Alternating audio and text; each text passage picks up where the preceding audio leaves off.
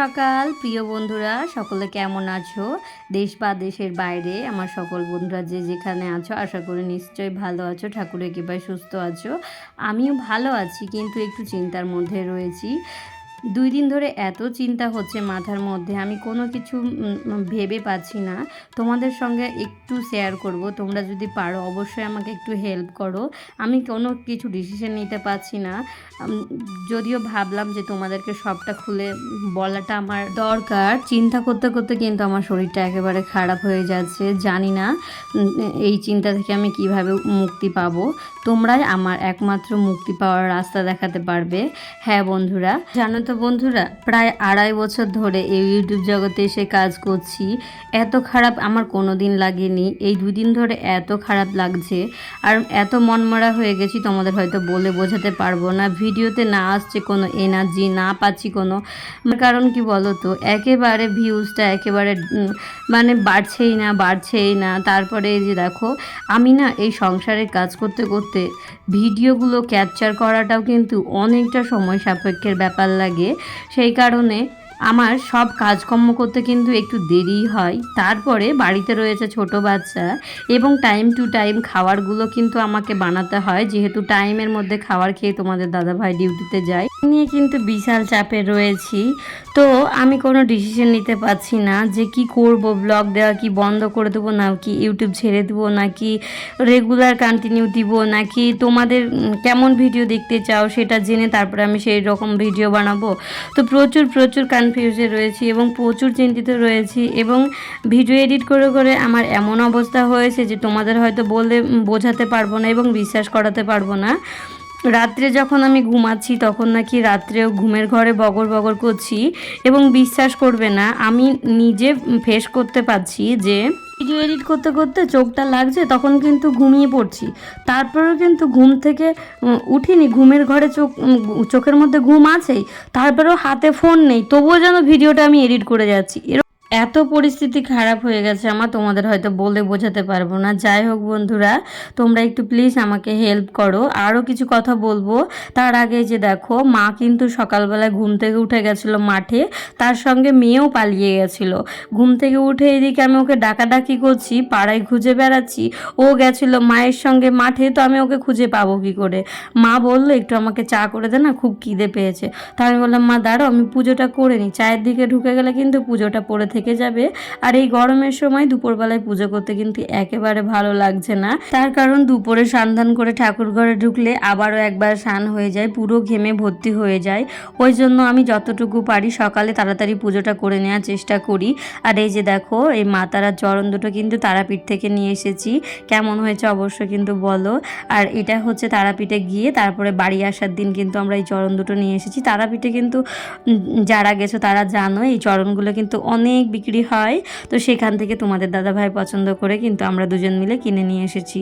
এই যে ফুলগুলো পেরে নিয়ে চলে এসেছি ব্যাক ক্যামেরায়। তারপরে এখন হচ্ছে ফুলগুলো চন্দন বেটে নিয়ে তারপরে ফুলগুলোতে দিয়ে নেব, তারপরে ঠাকুরের চরণে সুন্দর করে সাজিয়ে নেব। আজকের ভিডিওটা যে যে দেখছো বন্ধুরা, প্লিজ একটা করে কমেন্ট করে দিও তোমরা কোন ধরনের ভিডিও দেখতে চাও। আমার এই ডেইলি ব্লগগুলো তোমাদের ভালো লাগে কিনা সেটাও প্লিজ বলে দিও। যারা আমার বন্ধু আছে, যারা রেগুলার ব্লগ করো, তারা যদি তাদের অভিজ্ঞতা একটু আমাকে জানাও, তাহলে কিন্তু আমার অনেকটা হেল্প হয়। এবং আমি যে ডিসিশনটা নিতে পারছি না, আমি নতুন চ্যানেল খুলবো কি না, তো তোমরা প্লিজ আমাকে বলে দিও কি করলে একটু ভালো হবে। তোমাদের দাদাভাই এবং আমি অনেক আলোচনা করছি, সেই নিয়ে কিন্তু দুজনের মত একেবারে আলাদা আলাদা হচ্ছে। দুজনের মত একদম ঠিক হচ্ছে না। তোমাদের দাদাভাই বলছে যাক গে তুমি এই চ্যানেলটা বাদ দাও, দিয়ে নতুন একটা চ্যানেল খুলো। তা আমি বলছি দেখো, 2.5 বছর ধরে এই কাজটা করছি, তাহলে এতদিন ধরে যে স্ট্রাগল করে আসলাম, আমি এত কষ্ট করে 2.5 বছর ধরে এখনও চ্যানেলটাকে দাঁড় করাতে পারছি না, তাহলে তুমি কি করে ভাবলে যে আরেকটা চ্যানেল খুলে নিলে কিন্তু আমি দাঁড়িয়ে যাব এবং সেখানে সাকসেস পাবো? তো তোমাদের দাদাভাই বলছে একটা আশা রাখো, আশা রেখে কাজ করো। আর আজকের ভিডিওটা যারা যারা দেখছো প্লিজ সবাই কমেন্টে আমাকে রিপ্লাই করো। আমি এই নিয়ে খুব চিন্তিত আছি, মানে নিজেকে আর সান্ত্বনা দিয়ে আমি থাকতে পারছি না, এবং ভিডিও না দিলেও কিন্তু খুব কষ্ট হচ্ছে, যেহেতু একটা অভ্যাসে পরিণত হয়ে গেছে রেগুলার ভিডিও দেওয়াটা। তো সেই জন্য অনেক অনেক অনেক কষ্টে রয়েছি। তোমরা যদি একটু হেল্প করো তাহলে কিন্তু আমার অনেক উপকার হয়। তো যাই হোক বন্ধুরা, প্লিজ সবাই একটু আমাকে হেল্প করো। তো যাই হোক বন্ধুরা, এদিকে দেখো আমি কিন্তু তোমাদের সঙ্গে গল্প করতে করতে ঠাকুরের চরণে ফুলগুলো কিন্তু সুন্দর করে সাজিয়েও নিয়েছি। আর আজ দেখো পুরো ঠাকুরকে জবা ফুল দিয়ে ভর্তি করে দিয়েছি। আর এইদিকে আমার সব ঠাকুরের চরণে ফুলগুলো দেওয়া হয়ে গেছে।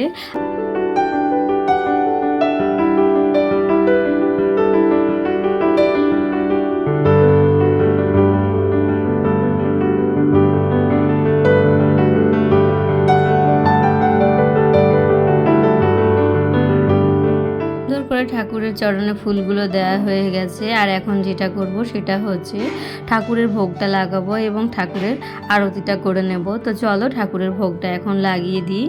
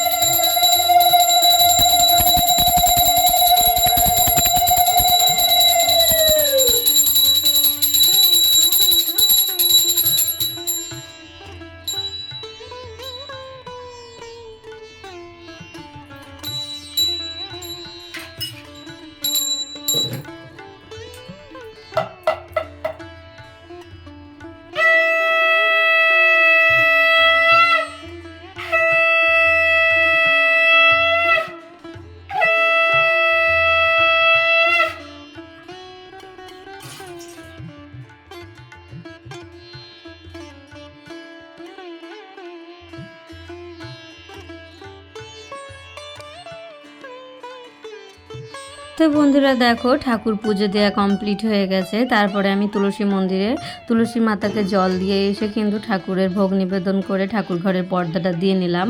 আর এই যে সকালবেলায় এখন হচ্ছে মেয়ের খাওয়ার করতে হবে এবং নিজেও একটু কিছু খেতে হবে। তারপরে এই যে রান্নাবান্না সবটা মিলিয়ে সারাদিনের আজকের ব্লগটি তোমরা পুরোটা দেখতে থাকো।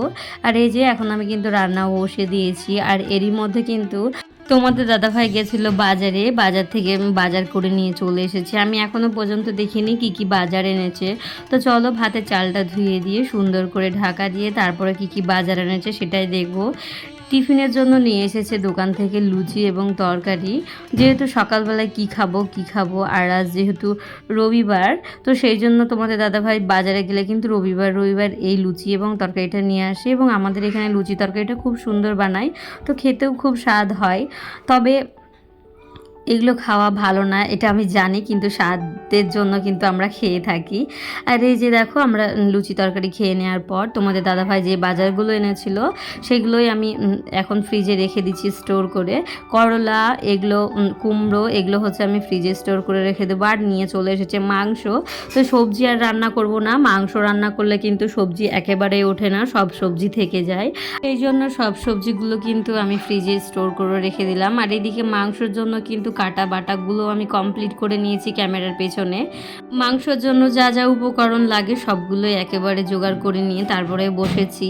আর ভিডিও বানাতে গেলে কিন্তু একেবারে সবটা জোগাড় করে নিয়ে বসতে হয়। খুচুর খুচুর করে নিয়ে বসলে কিন্তু ভালো লাগে না, এবং আমি সেটা করে থাকি না। সবগুলো একসঙ্গে জোগাড় করে নিয়ে তবে কিন্তু আমি ভিডিওটা শ্যুট করি, নাহলে কিন্তু একেবারে বিরক্ত লাগে। এত কষ্ট করে ভিডিও শ্যুট করি, এত কষ্ট করে ভিডিও বানাই, তো তার মূল্য জানি না আমি কবে পাবো। তো ভগবান কবে মুখ তুলে চাইবে জানি না, এবং সবটাই তোমাদের হাতে।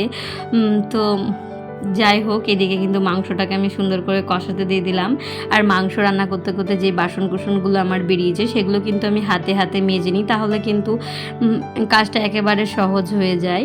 এই যে দেখো, বাসনগুলো কিন্তু আমি এখন সুন্দর করে মেজে ধুয়ে নেব।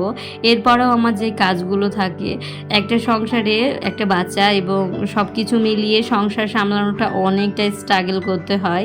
এখন কিন্তু বাসনপত্রগুলো মেজে নিই, কিন্তু আমি মেয়েকে ভাতটাও খাইয়ে দেবো। তারপরে আমার রয়েছে ভিডিও এডিটের কাজ, সেটাকেও আমাকে কমপ্লিট করতে হবে। তারপরে আবার তোমাদের সঙ্গে ঠিক টাইম মতো 2টোর সময় ভিডিও আপলোডে দিতে হয়। তারপরেও আবার যেগুলো থাকে কাজ, সেটা হচ্ছে আবার ভিডিও শ্যুট করা, তারপরে আবার সেই সন্ধেবেলার রান্না বান্না, বিকেলেও কিন্তু মেয়েদের অনেকগুলো কাজ থাকে, সন্ধে দেয়া, তারপরে কিন্তু রুটি বানানো, তরকারি বানানো, সেগুলো আর শেয়ার করে উঠতে পারি না। তোমরা যদি দেখতে চাও অবশ্যই কিন্তু কমেন্ট করে দিও, তাহলে কিন্তু আমি তোমাদের সঙ্গে ভিডিও শেয়ার করব। আর এই যে দেখো, বাসনগুলো ধুতে ধুতে কিন্তু আমার মাংসটা কষানো হয়ে গেছে। আর ওইদিকে আমি গামলার মধ্যে একটা গামলাতে আমি গরম জলও বসিয়ে দিয়েছিলাম মাংসতে দেওয়ার জন্য। আর এই যে গরম জলটা মাংসতে দিলে কিন্তু ভালো হয়, ঠান্ডা জলটা মাংসের মধ্যে পড়লে কিন্তু মাংসটা একেবারে ভালো লাগে না। আমি সব সময় মাংস রান্না করলে কিন্তু গরম জলটাই অ্যাড করি। তোমরা কেমনভাবে রান্না করো জানিও, কিন্তু সবার কিন্তু রান্না সমান হয় না, রান্নার মধ্যে সবার আপন আপন একটা আলাদা ভাগ থাকে রান্না করা। যাই হোক বন্ধুরা, চলো ব্লগটি দেখতে থাকো। আর আমি আগের দিনে যারা আমার বন্ধুরা সুন্দর সুন্দর কমেন্ট করেছে, সেই সুন্দর সুন্দর কমেন্টগুলো আমি পড়তে থাকি। এক দিদিভাই আমাকে কমেন্ট করেছে, লাইক দিয়ে ভিডিওটি দেখতে শুরু করলাম, তো সেই দিদিভাইকে জানাই অসংখ্য ধন্যবাদ। শর্মিষ্ঠা দাস দিদিভাই কমেন্ট করেছে, পুরো ভিডিওটা দেখলাম দিদিভাই, খুব সুন্দর হয়েছে। আরেক দিদিভাই কমেন্ট করছে, সেই দিদিভাইয়ের নাম হচ্ছে মধুবনী ঘোষ, খুব ভালো হয়েছে ব্লগটি। তোমাদের সকলকে জানাই অসংখ্য ধন্যবাদ এত সুন্দর সুন্দর কমেন্ট করার জন্য। তোমরা সবাই প্লিজ আমাকে এইভাবে ভালোবাসা দিতে থাকো। আমি যতটুকু পারবো তোমাদের সব কমেন্টের রিপ্লাই দেওয়ার চেষ্টা করি এবং সব কমেন্টগুলোই তুলে ধরার চেষ্টা করি। যদিও আজকের ভিডিওতে যেই বন্ধুগুলো কমেন্ট করবে তাদের কমেন্টগুলোও কিন্তু আমি নেক্সট ভিডিওতে তুলে ধরবো। এবং তোমরা যদি আমাকে ভালোবাসা এবং সাপোর্ট দাও, তাহলে কিন্তু আমি ব্লগ বানানোর উৎসাহটা আমার বাড়ে এবং একটু উৎসাহ পাই। সুন্দর সুন্দর কমেন্টগুলো পড়ে কিন্তু আমার অনেকটা বেশ ভালো লাগে, মনটা একটু শান্তি হয়। যাই হোক বন্ধুরা, একটা ব্লগ ভিডিওতে সুন্দর কমেন্ট কিন্তু যারা ব্লগিং করে তাদের মাইন্ডটাকে চেঞ্জ করে দেয়। তোমাদের সকলকে জানাই অসংখ্য ধন্যবাদ নিজের মূল্যবান সময়টুকু আমার ভিডিওতে দেওয়ার জন্য, এবং সকলকে জানাই অনেক অনেক ভালোবাসা। তো চলো, এদিকে কিন্তু আমার রান্না বান্নাটা কমপ্লিট হয়ে গেছে, তোমরা কিন্তু দেখতেই পেলে মাংস রান্না করে নিয়েছি। আর মাংস রান্না করলে কিন্তু তেল চিটেগুলো একটু বেশি হয়, সেই জন্য একটু সার্ফ দিয়ে কিন্তু ওয়ালগুলো আমি সুন্দর করে মুছে নিচ্ছি। আর আমার রান্নাঘরের টাইলসটা লাগানো কিন্তু আমার একেবারে সাদা, সেই জন্য কিন্তু অনেকটাই সমস্যা আমাকে ফেস করতে হয়। রান্নার জায়গায় কিন্তু কেউ কখনো সাদা টাইলস লাগাবে না, তোমাদের ভালোর জন্যই আমি বলছি। নাইলে কিন্তু একটু তেল চিটে হলেই কিন্তু জায়গাটা দেখতে খারাপ লাগে। সেই জন্য আমি যতটুকু পারি সবসময় পরিষ্কার পরিচ্ছন্ন রাখার চেষ্টা করি। রান্না বান্না করার পর কিন্তু দেখবে রান্নাঘরে তেল চিটেটা যেতেই চায় না, সেই জন্য কিন্তু আমি সার্ফ ব্যবহার করি। আর একটা কাপড় ভিজিয়ে নিলে কিন্তু পরিষ্কার হয়ে যায় একেবারে। আর যেহেতু টাইলস তো, সেই জন্য বেশি ওই হারপিক টারপিক ব্যবহার করতে যেও না, তাহলে কিন্তু টাইলস খারাপ হয়ে যাবে। আমি যেটা মানে আমাকে যারা টাইলস লাগিয়েছিল তারা বলেছিল যে দিদিভাই কখনো টাইলসের মধ্যে হারপিক কিংবা কোনো অ্যাসিড জাতীয় জিনিস ব্যবহার করবে না, যতই নোংরা হোক একটু সার্ফ দিয়ে পরিষ্কার করবে, দেখবে পরিষ্কার হয়ে যাবে। সেই জন্য কিন্তু আমি কোনো কিছু লিকুইড ব্যবহার করি না, শুধুই কিন্তু সার্ফ ব্যবহার করি। তো যাই হোক বন্ধুরা, দেখো সুন্দর করে রান্নাঘরটা কিন্তু আমি রান্নাবান্নার করে একেবারে মুছে গুছিয়ে একেবারে রেখে দেবো। আবারও কিন্তু আমাকে এই রান্নাঘরটা বিকেলবেলায় ব্যবহার করতে হবে। তো বন্ধুরা, যাই হোক, আজকের ব্লগটি তোমাদের কেমন লেগেছে জানিও কিন্তু। আর আমি ডিসিশন যেটা নিতে পারছিলাম না, সেটা তোমরা কিন্তু তোমাদের ডিসিশনটা জানাবে কি করলে ভালো হবে। তোমাদের কমেন্টের অপেক্ষায় আমি রইলাম। তো যাই হোক বন্ধুরা, আজকের ব্লগটি এতটুকুই। তোমাদের সঙ্গে দেখা হচ্ছে আবারও একটি নেক্সট ভিডিওতে, নতুন একটি দিনের সাথে, নতুন একটি ভিডিওর সাথে। সকলে ভালো থেকো, সুস্থ থেকো, ঠাকুরের কাছে এই কামনাই করি। আর আমার সকল বন্ধুদের জানাই অসংখ্য ধন্যবাদ নিজের মূল্যবান সময়টুকু এতক্ষণ আমার ভিডিওতে দেওয়ার জন্য। সকলে ভালো থেকো, সুস্থ থেকো, টাটা, বাই বাই। তোমাদের সঙ্গে দেখা হচ্ছে আবারও একটি নতুন ব্লগের সাথে, নতুন একটি দিনের সাথে।